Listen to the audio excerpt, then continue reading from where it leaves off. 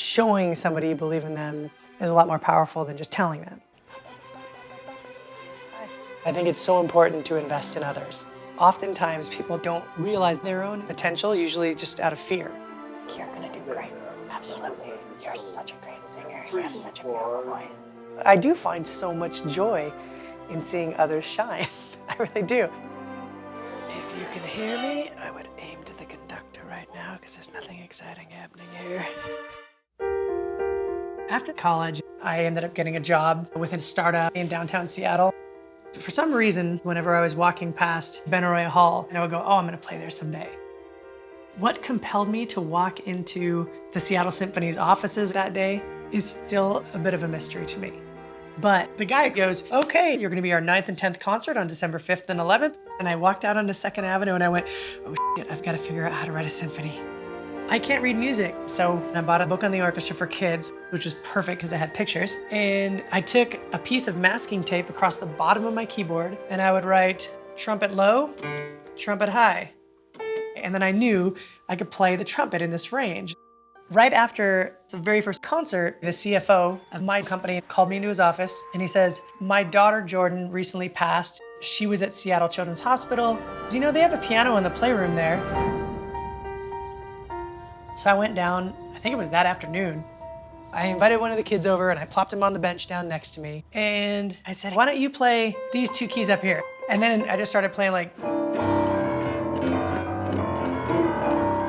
From there, we start writing songs about bees and dogs and farts, and we forget about cancer for an hour. Once I started playing at the hospital and was having so much fun with all these kids, I thought, well, geez, I just did this symphony and it made money, so why don't I just do another symphony? But this time I do it, I'll do it to give money to the Seattle Children's Hospital.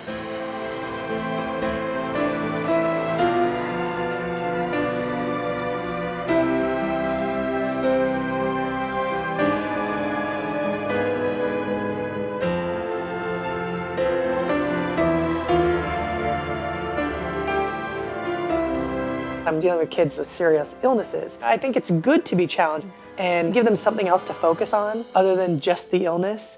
That's powerful. Let's do it with I love. 2, 3. I love to walk along the field.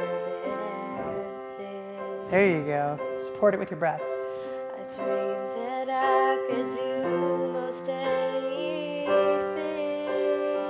That's awesome. Hadley has spina bifida, so she had to go through all these back surgeries and she has to be re-taught how to walk after each one of them. So she started taking to singing. Remember to sing out because what you're saying is important. Like what you're saying matters. When I work with these kids and say, look, I just want you to be yourself. It's not about how well you sing.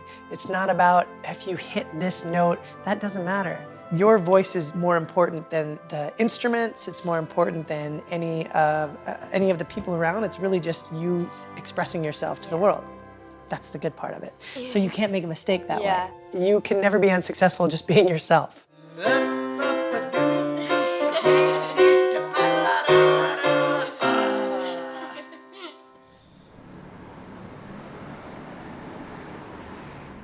This year's concert, Onward, is about journeys. The first part of the concert is about journeys from a traveling perspective.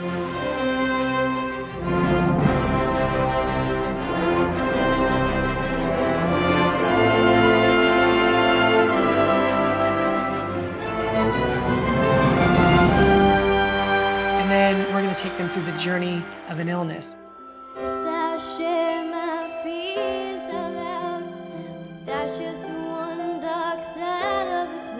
Hadley is talking about her fears. She has to get these surgeries. She has to relearn how to walk. Like, that's difficult stuff. She's 11. And then she's gonna turn that around and say, yeah, and I recognize those are my fears, and now here's what makes me smile. How can you not get behind that? Like, they're gonna fall in love with her. Smiling is a